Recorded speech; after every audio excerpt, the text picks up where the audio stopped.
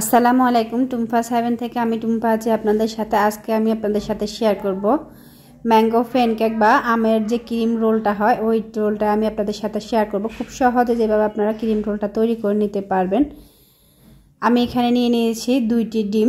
এখন এই ডিমগুলো একটু ফেটিয়ে নেব।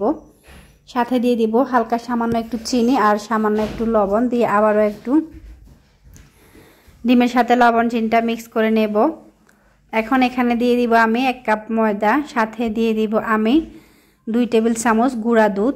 এখানে আপনারা চাইলে লিকুইড মিল্ক ব্যবহার করতে পারেন, তো আমার কাছে যেহেতু লিকুইড মিল্কটা নাই আমি পাউডার মিল্কটা দিয়েছি। আর পানিটা দিয়ে আস্তে আস্তে ডোটা তৈরি করে নিচ্ছি, বেটারটা তৈরি করে নিচ্ছি। তো এখানে যেটা হচ্ছে কি আপনি চাইলে লিকুইড মিল্কটা দিয়ে, যেটা আমি পানি দিয়ে তৈরি করছি এটা হচ্ছে আপনি লিকুইড মিল্কটা দিয়ে তৈরি করতে পারেন, আর এখানে পাউডার মিল্ক দেওয়ার দরকার নাই।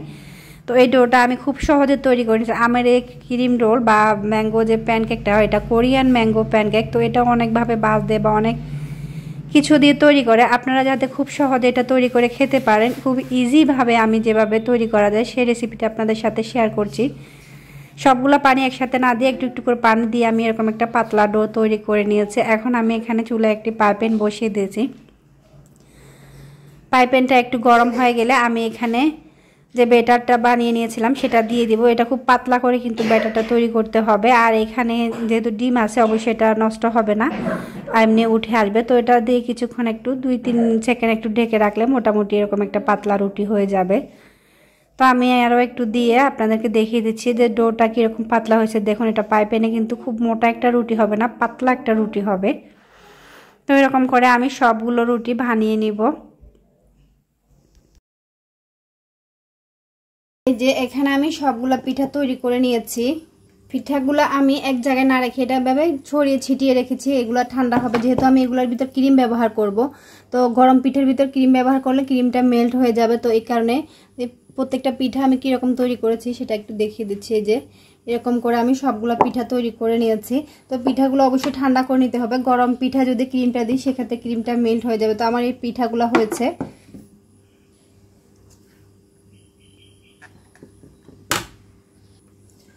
এখানে আমি নিয়েছি আম।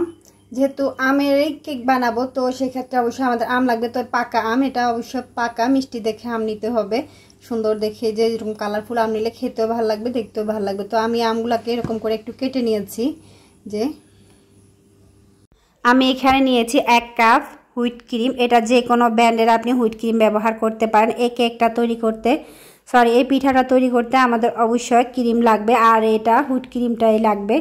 তো এখানে আমি ক্রিমগুলা বিট করে নিচ্ছিলাম হুইট ক্রিমটা। তো এটা ইলেকট্রিক বিটারের মিডিয়াম হিটে রেখে একটা দিক থেকে ঘুরিয়ে বেটার করব। এটা এদিক সেদিক বারবার ঘুরাঘাড়ি বা হাই হিটে একবার লো হিটে এরকম করার কোনো দরকার নেই। এখানে চাইলে আপনি আইসিং সুগার ব্যবহার করতে পারেন, তবে আমি আইসিং সুগার ব্যবহার করব না, আমার কাছে এমনি ক্রিমটা মিষ্টি লাগে। আর এখানে আমি দিয়ে দিচ্ছি পাউডার মিল্ক। এখানে আপনি 2 থেকে 3 টেবিল চামচ পাউডার মিল্ক ব্যবহার করতে পারেন। আমি একটু বেশি দিচ্ছি কারণ এটা এখন গরমকাল, এই পাউডার মিল্কটা দেওয়ার কারণে এই ক্রিমটা গলবে না। এটা এখানে একটা টিপস অবশ্যই খেয়াল রাখবেন। আর হচ্ছে এটার কারণে স্বাদটাও কিন্তু অনেক ভারে মিল্কটা দেওয়ার, পাউডার মিল্কটা দেওয়ার কারণে। আর এটা বিট করা হয়ে গেছে কিভাবে বুঝবেন, যখন এটা একটা শেপে রাখবেন এভাবে, তো শেপটা নষ্ট হবে না, বুঝবেন যে এটা বিট করা হয়ে গেছে। এই যে এখন আমি একটা এখানে রুটি নিয়েছি আর এখানে দিয়ে দিব একটু যে ক্রিমটা বিট করেছিলাম সেটা আমি একটু দিয়ে দিচ্ছি। দেখুন ক্রিমটা কি সুন্দর সেট হয়েছে। আর দিয়ে দিলাম একটা আম, দিয়ে এটা একটু রুটির মতো করে রোলের মতো করে এটা একটু ফোল্ড করে নেব। আমি এটার নাম দিয়েছি ম্যাঙ্গো, বাট এটা হচ্ছে কোরিয়ান ম্যাঙ্গো প্যানকেক বা আমের প্যানকেক বলা হয়। তো আমি এটার নাম দিয়েছি আমের ক্রিম রোল, যেটা তো এটা আমি একটু রোল স্টাইলে ফোল্ড করেছি। এটা অনেকভাবে ফোল্ড করা যায়, তবে এটা খুবই ইজি আর খেতেও ভালো লাগে। তো এই সহজ পদ্ধতি, সহজ টেকনিকটা আমি আপনাদের সাথে শেয়ার করতেছি। এখনও কিন্তু আমের সিজন শেষ হয় নাই। এই যে সবগুলো পিঠা আমি এভাবে করে একটু তৈরি করে রেখেছি। চাইলে এগুলো আপনি এভাবে খেতে পারেন, আবার চাইলে এগুলো একটু রেখে ঠান্ডা করে খেতে পারেন। তবে এগুলো এভাবেও খাওয়া যাবে, যেহেতু আমি ক্রিমটাকে খুব ভালো করে বিট করে নিয়েছি পাউডার মিল্কটা দিয়ে। এটা একদম ক্রিমে স্পঞ্জার আছে আর এটা খুব সহজে পানি ছাড়বে না, আর এভাবে খেতে ভালো লাগবে। তবে ঠান্ডা করে নিলে খেতে আরও একটু বেশি ভালো লাগে। তো আপনারা এটা চাইলে নর্মাল ফ্রিজে আধা ঘন্টা রেখে এরপরে খেতে পারেন। এখন আমি একটা এখান থেকে কেটে দেখাচ্ছি যে এটা কীরকম হয়েছে। আমি একটা এখান থেকে কেটে নিচ্ছি যে কীরকম হয়েছে এটা একটু দেখানোর জন্য। আমি কিন্তু এটা এখনো ফ্রিজে রাখিনি, তাও দেখেন এটা একদম ক্রিমটা কি সুন্দরভাবে হয়েছে। এই যে আমের সিজন শেষ হওয়ার আগে ঝটপট বানিয়ে নিতে পারেন আমের এই ক্রিম রোলটি।